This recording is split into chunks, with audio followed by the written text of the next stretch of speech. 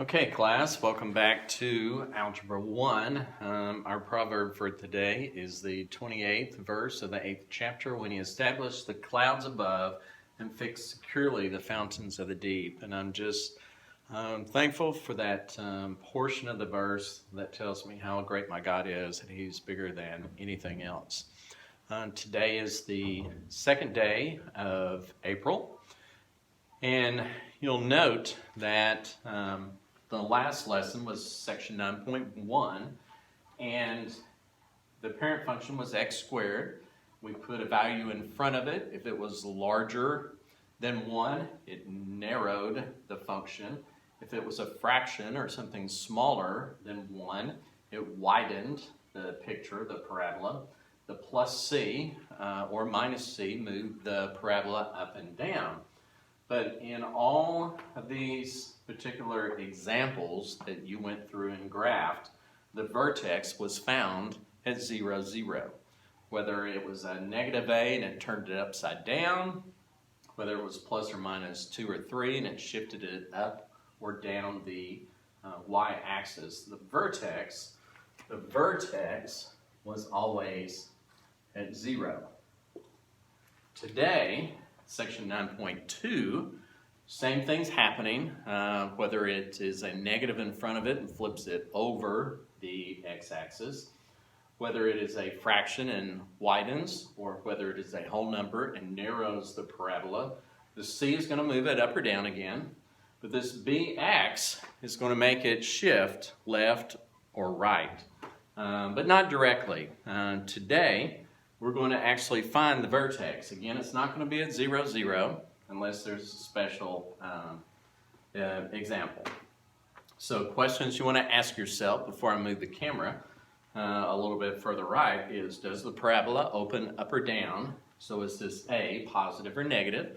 Positive opens up, negative opens down. If it opens up, there is a minimum at the bottom, okay, the vertex. If it opens downward, there's a maximum, again, at the vertex. So the questions are going to be, is it open up or down? What is the vertex of our parabola today? And also, what is the axis of symmetry? For something to be symmetrical, it has to fold over and match up exactly. So we're going to find that axis of which our parabolas are going to have symmetry to. All right. Let's move down a little bit, see if that gives us enough room. So, example number 1 says find the vertex and axis of symmetry. I think we'll go ahead and give it a sketch as well.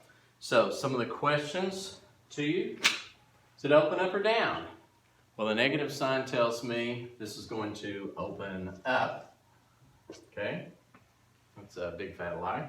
It's going to open down because it's negative. Okay?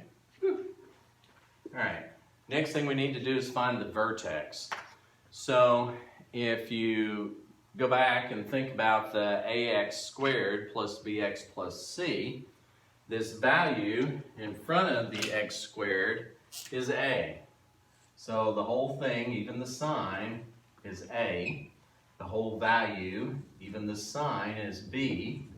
And then this is c. It's going to be irrelevant for us today.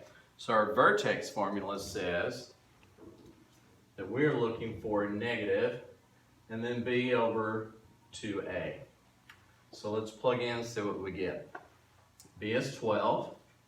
We've got this negative in front of it over 2 times negative 2, which is what a is. And if you simplify this, you get 12 over, and the negative sign in front of it still, over a negative 4. So I've got a negative 3. 12 divided by negative 4 is negative 3. And a negative is going to be at the opposite or positive 3. So this is the x value for our vertex. It is also the value of the axis of symmetry. So you can go ahead and write this down now. It's going to open down. The axis of symmetry, or A of S, is, and it is an equation, it is not a value, the axis of symmetry is an equation x equals 3. This is going to be a vertical line through the value x equals 3. We'll get to that in a moment. Here's our axis of symmetry. Haven't quite finished the vertex though. This is the x value, okay, of the vertex. I need to know what the y value is. It is 3 comma something. Well, y is same thing as f of x. Y is all of this. So as we move over, we'll need a little bit more room. Y is negative 2x squared plus 12x minus 7. Y is negative 2 times 3 squared plus 12 times 3 minus 7. Okay? Y is negative 2. Don't forget, you cannot multiply until you do the exponent. Negative 2 times 3 squared is 9 plus 12 times 3, which is 36, minus 7. Order of operations says next thing we're going to do is do our multiplication. We've done exponents, now we have to multiply. I jumped the gun here a little bit. 12 times 3.